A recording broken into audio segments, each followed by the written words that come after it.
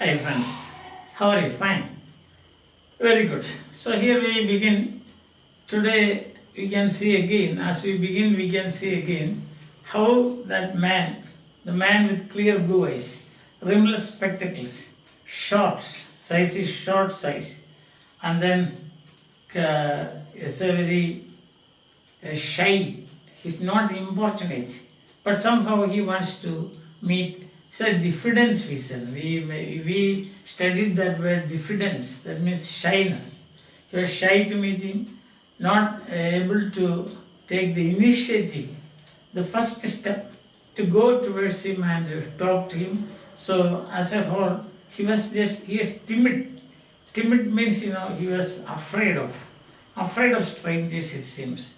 So then doctor was looking at him, and when he studied him, he saw that he was a nice person, means not importunate. The only problem that he has is that he is shy. And now what is going to happen next we will see.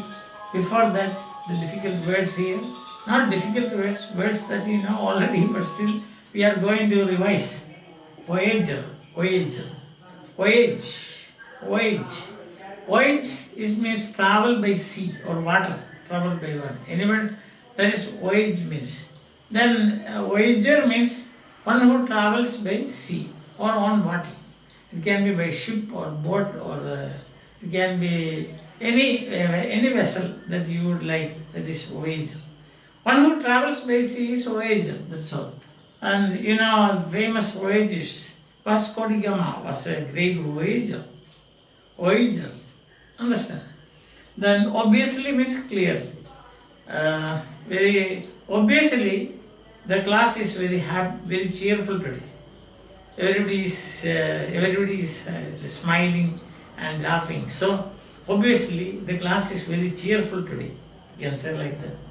Intrigue means take interest. So you take interest in something.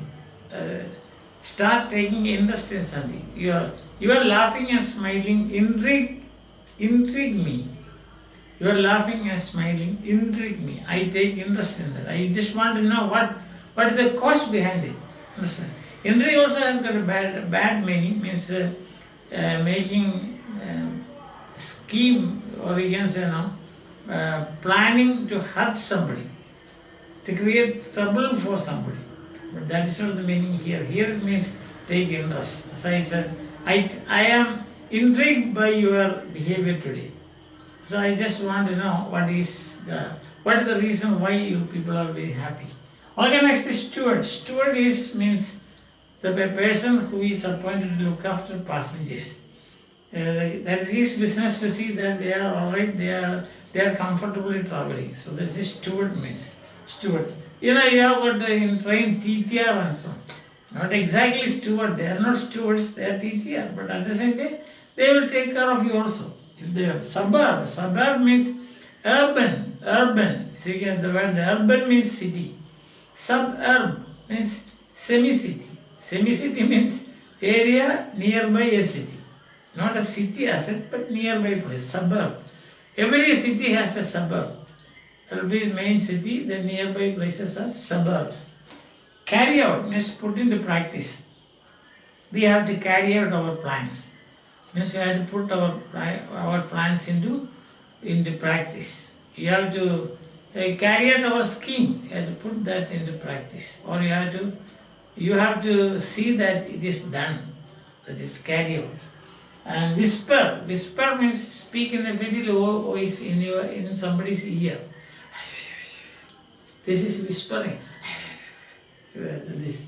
And then urge means push somebody forward gently. Push or persuade. Very often I urge you to push forward to take action. I urge you to read, to spend 8 hours per day for academic work. I urge you, I push you. I urge you to spend at least 8 hours for academic activities. I think all the words are very clear to you, isn't it?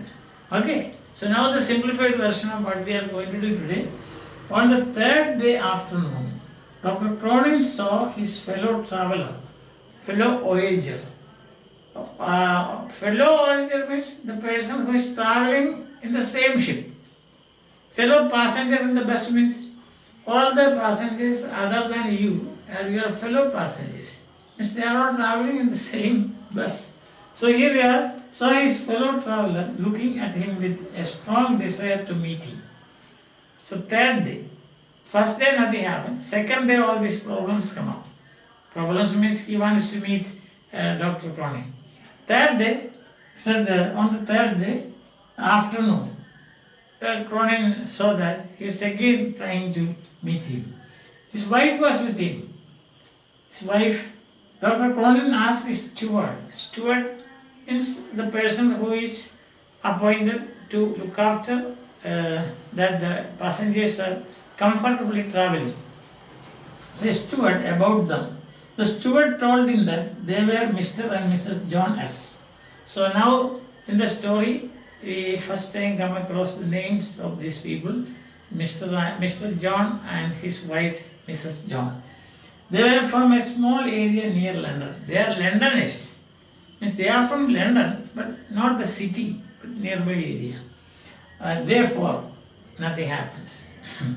Therefore, then Cronin was sure that the man was too shy to meet him. Diffidence. He was a man of diffidence. He was very shy. Day 5. Next day is 5th day. The last day on the sea. Their journey was coming to an end. The last day on the sea. That evening, his wife decided the matter. This man is shy now. So his wife thought, anyway, this is the last day on sea with this man. He will be traveling together. Sometimes we won't be able to meet this man again. And therefore, his wife decided what? To urge him, to push him forward because he is shy by nature. And so that evening, his wife decided the matter. The matter means meeting and speaking Dr. Cronin. That's the matter here. She applied pressure on his hand, like this, pressure on his hand. Pressed his hand like this. And whispered something. Go, like that. Whispered something in his ear. And pushed him gently towards the doctor. Pushed him means urged him gently towards the doctor. So the meeting is going to take place. Okay. So far, Mr. John was very shy, but his Mrs. John, she decided the matter. I mean, she thought that this is the last day and we have to do something today. So he pressed his hand, applied pressure, and then said something in his ears and just pushed him. He went forward. Okay, so that's what it's going to. Then that is today. The main point is that today is the 5th day, the last day, and then his wife is taking the initiative. Initiative means somebody who takes the first step. She is taking the initiative, and we are sure that he is going to meet Dr. Cronin. And then let's see what is going to happen. So the text again, my dear friends, on the following afternoon, that is 3rd day, I again observed, I saw. See, to observe means to look at somebody closely, observe. I can say, scientists observe nature. They look very carefully with an intention to study something, that is observe. Observations are made in laboratories. You do that now in the laboratory. I again observed my fellow voyager, fellow traveler. Voyager means one who travels on the sea. Then by some vessel, this is a ship. Voyager watching me earnestly. Earnestly means with great desire. See, very sincerely, earnestly from his deck chair. He was sitting on the deck just like I was. So from the deck chair, he was looking at me, and that also on his face it was written very clearly that he wants to meet me. Me means Dr. Cronin. Now a lady was with him, obviously his wife. So another character appears, Mrs. John, Mrs. Jonas. Now a lady was with him, obviously, is clearly. Of course, it is very clear that it is his wife. The situation by this time had begun to intrigue me. Intrigue me means I began to take interest in this. What is that? Why does he want to meet me? Why is he is all the time looking at me? Why is he gazing at me? So why on his face I can see he is earnestly looking at me. Means he has got great desire to meet me. What may be the reason? Intrigue. So I began to take interest in him. I discovered means I found out. Not that Columbus discovered America, but this is, there also it is discovery, finding out. So here I discovered from my steward, means I understood from my steward, that they were Mr. and Mrs. Jonas from a small suburb of London. So from where were they? They are Londoners, but not from the city, the nearby suburb. When another day passed without events, nothing happened that day, another day. That is the fourth day, nothing happened. I began to feel certain and sure that Mr. S would remain too shy to carry out, to put his plan into action, to carry out his obvious desire, clear desire to approach me, to come to me. Approach me, to come to me. Carry out means to put the plan into action. He has a plan. What is the plan? He wants to meet me and talk to me. But he is very shy. Diffidence is there. And therefore what happened? I was sure about it. No doubt about that. To carry out his plan, what prevented him to carry out his plan? His shyness.